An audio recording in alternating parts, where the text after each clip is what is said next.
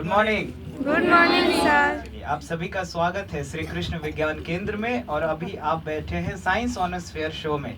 हिंदी में इसे गोले पर विज्ञान कहते हैं।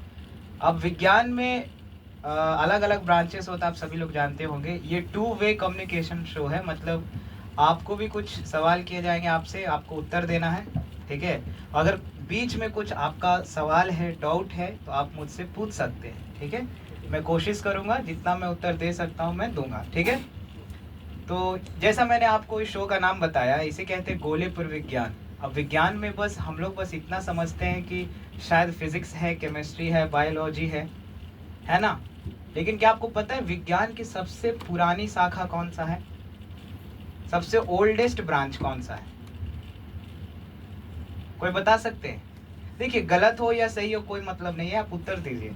हम यहाँ आपके कोई क्लास टीचर तो है नहीं, सजा दे करते अंतरिक्ष की चीज़ों को या अंतरिक्ष के बारे में, तो उसे हम लोग खगोल विज्ञान कहते हैं। जो भूगोल की किताबों में बस एक सोलर सिस्टम के नाम से बस एक चैप्टर हम लोग पढ़ते हैं। ज्योग्राफी में जो हम एक चैप्टर पढ़ते हैं ना, सोलर सिस्टम, सौरमंडल, वो एक भूगोल का हिस्सा है। भूगोल को बहुत बड़ा माना गया है, उसको इतने छोटे उम्र में समझना बहुत मुश्किल है।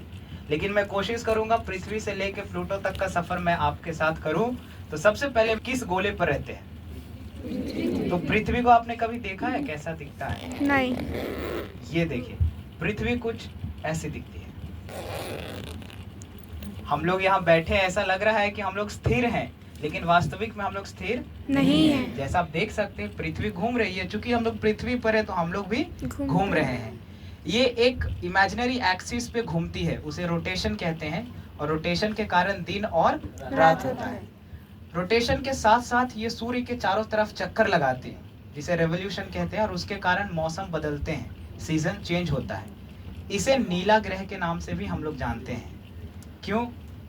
क्योंकि यहाँ पे पानी पाया जाता है। हाँ, 3/4 हिस्सा जो है पृथ्वी का वो पानी से ढका हुआ है। शायद इसी के कारण हम इसे नीला ग्रह कहते हैं, ठीक है। ये जो पृथ्वी है एक सौर मंडल में है, जिसमें एक तारा है और 8 ग्रह हैं। वो जो सौर मंडल है एक क्या में है? गैलेक्सी में है। उस गैलेक्सी का क्या नाम है? उसका नाम क्या है? अच्छा, सही उत्तर है। लेकिन वो दिखता कैसा है? कुछ ऐसा दिखता है, ठीक है। हालांकि ये शेप का नहीं होता है, वो स्पाइरल होता है। आप लोग मॉस्किटो कॉइल देखे ऐसा राउंड वाला, उस तरीके का ये होता है। लेकिन यहाँ पे चूंकि स्फेयर है इसलिए मैं आपको इस गोले पे दिखा रहा हूँ, ठीक है। ये जो छोटे छोटे चीजें आपको दिख रहा है, ये क्या हो सकता है? ये वही गैलेक्सी है जिसे दुग्ध मेखला भी कहते हैं हम लोग, है ना। दुग्ध मेखला, क्षीरमार्ग भी कहते हैं, ठीक है। इंग्लिश में मिल्की वे शायद, है ना। तो यहाँ पे जो छोटे छोटे चीजें आपको दिख रहे हैं ये तारे हैं। हम लोग बस कितने तारे हम लोग देखते हैं? कुछ। अभी तो पटना से आप देखेंगे तो शायद एक भी तारा आपको रात में नहीं दिखेगा, क्योंकि इतना पोल्यूशन हो गया है।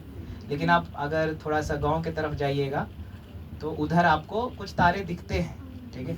तो जो रंग होता है तारा का, क्या एक ही रंग का होता है या अलग अलग रंग का होता है? अलग अलग रंग का। तो जो तारे सबसे अधिक गर्म होते हैं, सबसे ज्यादा टेम्परेचर होता है, वो हमें ब्लू कलर के दिखते हैं। और टेम्परेचर नीचे लाइएगा तो वो येलो, फिर व्हाइट, फिर ऑरेंज, फिर सबसे मिनिमम टेम्परेचर वाले जो तारे होते हैं वो हमें रेड कलर के दिखते हैं। हम लोग कह सकते हैं जो नया जन्मा हुआ तारा होता है, न्यू बॉर्न स्टार, वो हमें रेड कलर के दिखते हैं। तो क्या इन्हीं तारों के बीच में हमारा तारा छुपा हुआ? कहने का अर्थ हमारे सौरमंडल का तारा कौन है?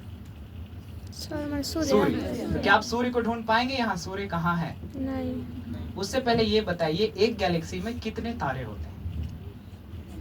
अनगिनत। अनगिनत। लेकिन साइंस में हम लोग अनगिनत से पहले कुछ वैल्यू रखते हैं कि नहीं इतना वैल्यू हो सकता है।